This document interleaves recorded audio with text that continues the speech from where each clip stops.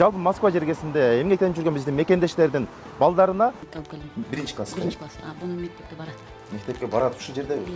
Барат. Күнүнө 3 ирет тамак берет. Зерикпейт, ар дайым бир нерсе менен машыгат. Же окуу менен, же болбосо мындай спорт менен. Советовали, потому что нормальная школа, арабский язык, английский, русский, там все учат они.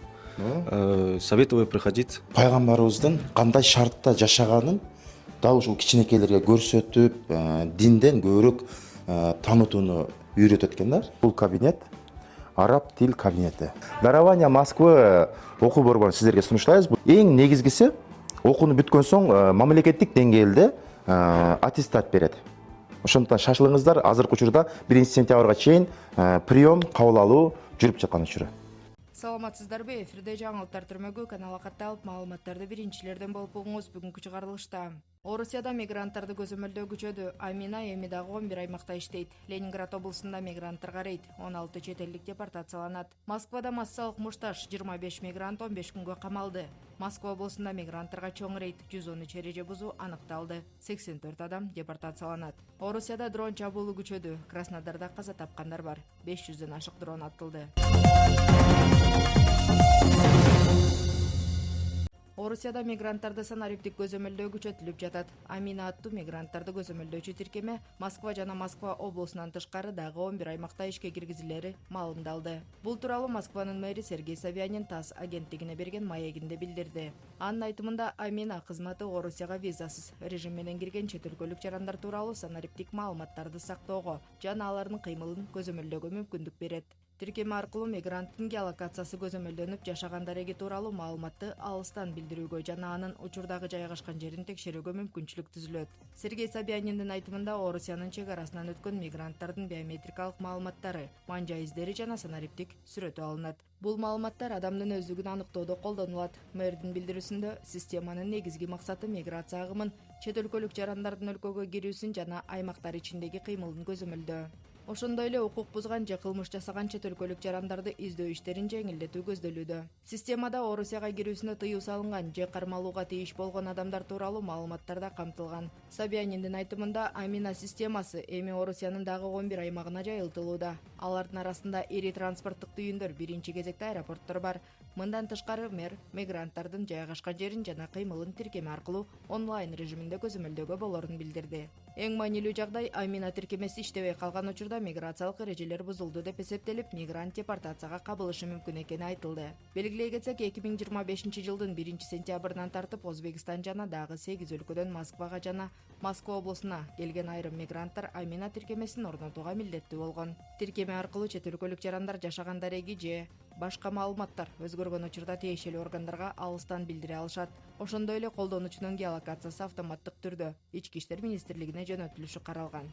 Ленинград облусунда мигранттарга каршы кезектеги рейд өткөрүлдү. Полиция Всеволожск районунун Прокшин айылындагы курулуш аянтчасында пландан тышкары текшерүү жүргүздү. Рейдтин жүрүшүндө жалпысынан 43 чет өлкөлүк жаран текшерилген. Текшерүүнүн жыйынтыгында алардын 13-ü тиешелүү уруксат кагаздары жок иштеп жүргөнү, ал эми дагы 3-ü Орусияда болуу эрежелерин бузганы аныкталган. Мыйзам талаптарын бузган 16 мигрантка административдик протокол түзүлүп, айып пул салынды. Ошондой эле аларды Орусиядан административдик тартипте депортациялоо чечими кабыл алынганы айтылды. Санкт-Петербург жана Ленинград облусу боюнча Ички иштер министрлигинин маалыматына ылайык рейдке миграция кызматынын кызматкерлери жана атайын күчтөрдүн өкүлдөрү катышкан. Учурда полиция мыйзамсыз иштеген чет өлкөлүк жарандарды ким жумушка алганын аныктап, иш берүүчүнүн жоопкерчилиги маселесин карап жатат. Белгилей кетсек, Ленинград облусунда миграциялык мыйзамдардын сакталышын текшерүү боюнча рейдтер акыркы убакта күчөтүлүүдө. Буга чейин Новоселье аймагында жүргүзүлгөн полициялык рейд учурунда айрым мигранттар кармалбоо үчүн Токой тарапка качууга аракет кылганы тууралуу маалымат тараган. Москвада курулуш аянтында массалык мушташ чыгып, анын кесепетинен Борбор Азия өлкөлөрүнөн келген 25 мигрант административдик жоопкерчиликке тартылды. Маалыматка караганда, окуя 10 августта Москванын түштүк-чыгышындагы курулуш аянтчаларынын биринде болгон. Мушташ учурунда анын катышуучулары бири-бирине таш ыргытып, полициянын тараш тууралуу талабына баш ийбей коюшканы айтылууда. Окуядан кийин укук коргоо органдары катышуучуларды кармаган. Андан кийин Кузьминский райондук сотунда каралып, 25 адамга карата административдик камакка алуу чечими чыгарылган. Алардын ар бири 15 суткага камалды. Окуя боюнча тиешелүү териштирүү иштери улантылып жатканы маалымдалды. Москва облусунун Ленинский шаардык районунда мигранттарга каршы кылмыштуулукка каршы аттуу ыкчам алдын алуу операциясы өткөрүлдү. Россиянын ички иштер министрлигинин Москва облусу боюнча башкы башкармалыгынын маалыматына маалыматына караганда текшерүүлөр Карабова айылындагы курулуш аянтында, Расторгуева темир жол бекетинин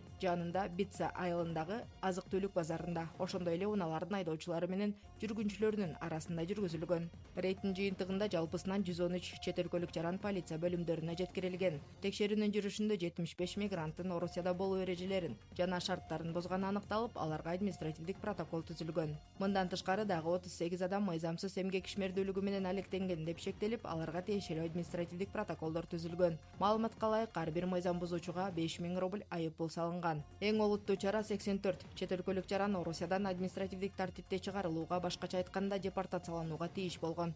Укук коргоо органдары Москва облусунда миграциялык мыйзамдардын сакталышын текшерүүгө багытталган рейдтерди улантып жатышат. Орусиянын Краснодар аймагына 12 августка караган түнү масштабдуу дрон чабуулу жасалганы кабарланды. Аймактын губернатору Вениамин Кондратьевдин билдирүүсүнө ылайык, түн ичинде аймакка жүздөгөн дрон чабуул койгон. Новороссийск шаарында дрон чабуулунун кесепетинен 8 жаштагы бала каза болуп, дагы 8 адам жаракат алган. Жабыркагандардын арасында дагы бир бала бар. Губернатордун маалыматына караганда, дрондун сыныктары 4 ишканага жана 21 турак үйгө түшкөн. Новороссийск шаарынын мэри Андрей Кравченконун айтымында, турак үйдүн чатырына дрондун сыныктары түшүп, 6 жаштагы бала жаракат алган. Тебрюк районунун Волна айылында да дрондун сыныктары жеке үйдүн коросуна түшүп, бир адам жабыркаганы айтылды. Мындан тышкары Анапа шаарында турак үйдүн бир бөлүгү кыйрап, 2 адам жаракат алган. Геленжикте 3 үй жабыркап, дагы 2 адам медициналык жардамга муктаж болгон. Айрым маалымат каражаттары Новороссийск шаарындагы чабуулдан кийин порттук жана башка инфраструктуралык объектилерге да зыян келтирилгенин жазышты. Бул маалыматтардын айрымдары расмий булактар тарабынан өз алдынча тастыктала элек.